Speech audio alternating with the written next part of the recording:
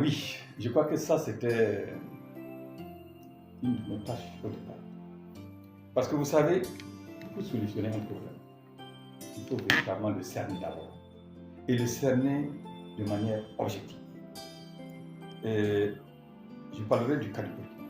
Malheureusement, je pense que jusque-là, pour la plupart de nos universités, quand on parle de retard ou de chevauchement, les chiffres sont tellement changeants d'un acteur à un autre, dans la même université, dans la même UFR, et je dirais même d'une semaine à l'autre. Donc ça veut dire quoi? Que les statistiques n'étaient même pas du tout fiables. Donc pour nous, c'était d'abord important de mettre justement chacun des acteurs face à ses responsabilités dans la résolution ou la normalisation de ces années académiques, qui passe nécessairement par la maîtrise des statistiques en termes de nombre de mois de retard pour chacune des filières. Ça, c'est une des tâches à laquelle vraiment nous nous sommes adonnés dès les premières heures.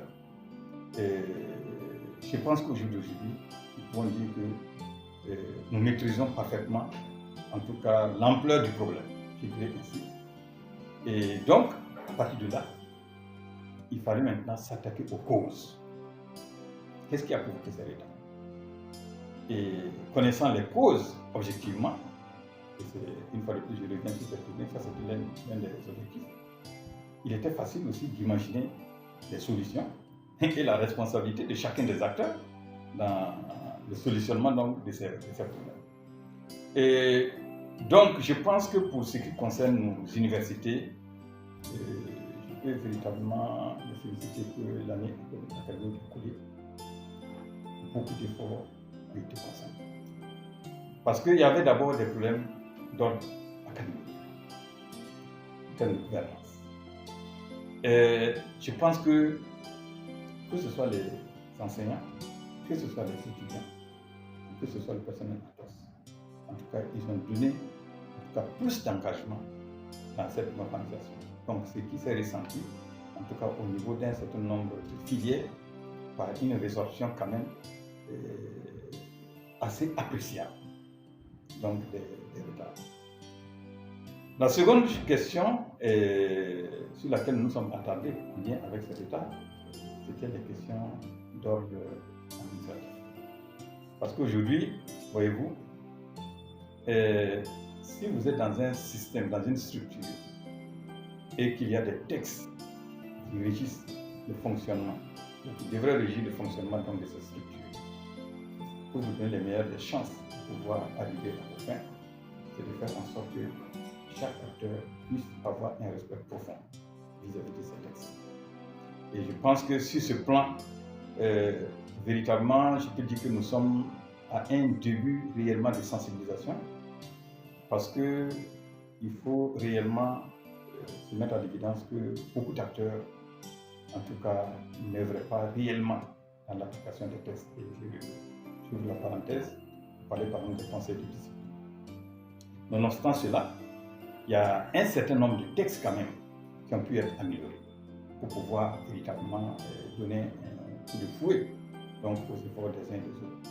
Et parmi ces textes qui ont été véritablement améliorés, il y a le décret 435 qui a été modifié, parce que vous savez que l'une des difficultés donc, au niveau de l'enseignement supérieur, c'est le ratio nombre d'étudiants par enseignant, qui est relativement vraiment élevé par rapport aux normes.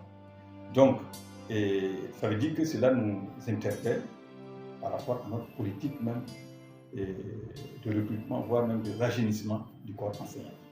Donc, en modifiant ce décret 435, grâce vraiment, je dirais, à la bonne compréhension et à l'impulsion des plus hautes autorités, cela nous a permis de prendre en compte un certain nombre d'enseignants, qu'on appelait donc les enseignants à temps plein, mais aussi les attachés au niveau du CNRST, les ingénieurs de recherche. Donc, cela nous a permis de les prendre en compte désormais pour pouvoir donc les nommer, soit comme assistants, soit comme attachés de recherche. Une fois que naturellement, ils ont la thèse. Donc, à côté de ces textes, il y a d'autres textes qui sont en voie de signature. Il y a malheureusement de l'arrêté conjoint 431 et 341, pardon, qui a été véritablement une de nos difficultés majeures en termes de gouvernance administrative, mais voire même financière. Donc, grâce à une approche participative et inclusive, je pense que nous sommes presque au bout du tunnel. Et si je m'en abuse, en tout cas, notre ambition, c'est de faire en sorte que la prochaine rentrée académique, que ce texte véritablement puisse rentrer en vigueur parce que véritablement c'est nécessaire. Donc, en dehors de cela, l'un des boulots d'étranglement aussi, c'était la question de la gouvernance financière.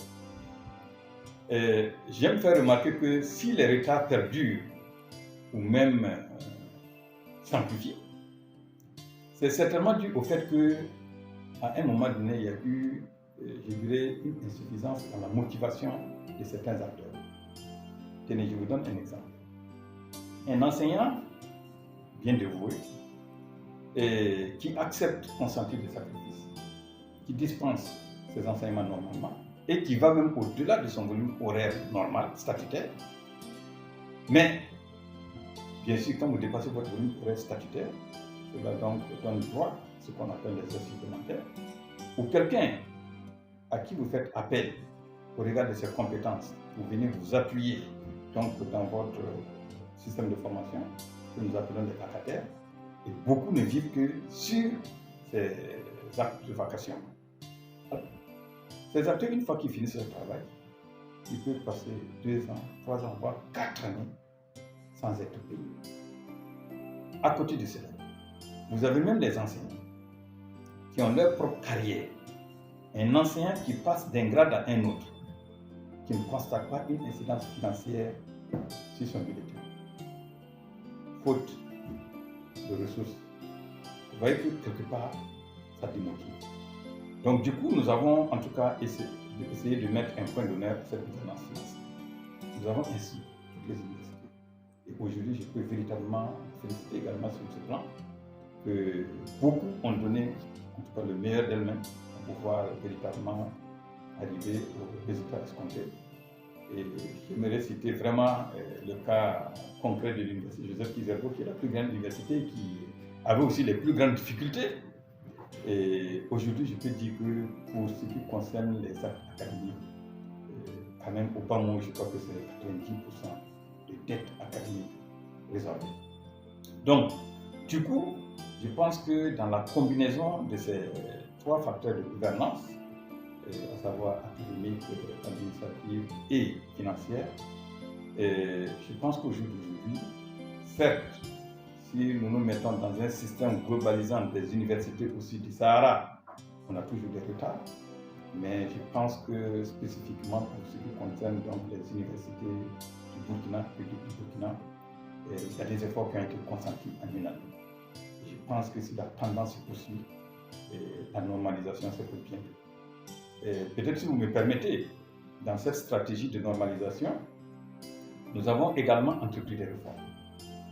Et justement, en lien avec ces réformes, il y a la question de l'université virtuelle. Parce que vous n'êtes pas sans savoir qu'aujourd'hui, l'une des grosses difficultés des universités aussi, c'est la question des infrastructures, c'est la question des équipements pour les travaux pratiques et les travaux dirigés. Et nous avons imaginé que l'université virtuelle pourrait venir en appui de cette université. Et l'université virtuelle, comme le nom l'a dit, c'est une formation à distance. C'est une formation à distance où, normalement, la question d'infrastructure n'est plus un facteur limitant. Donc, du coup, ça permet de désengorger un tant soit peu les universités publiques classiques et d'envoyer une bonne partie donc, de ces étudiants-là au niveau de l'université virtuelle, tout en mettant un point d'honneur à la question de qualité de cette formation. Et j'aime bien insister sur cette qualité, parce que beaucoup de gens pensent que quand on dit une formation de cours à distance, on laisse les étudiants à leur propre sort. Non. Vraiment, pour se convaincre partout dans le monde entier. Je crois que ces universités, ces cours à distance, ces enseignants à distance ont fait leur preuve. Au même moment que certains critiquent ça au Burkina, beaucoup de ces acteurs ont suivi ces formations-là à distance, ou même animent ces formations à distance. Beaucoup de pays nous ont dévancés. Et aujourd'hui, je pense que tout se trouve dans la rigueur que nous mettons dans la gestion de cette université virtuelle. Et pourquoi je parle de qualité?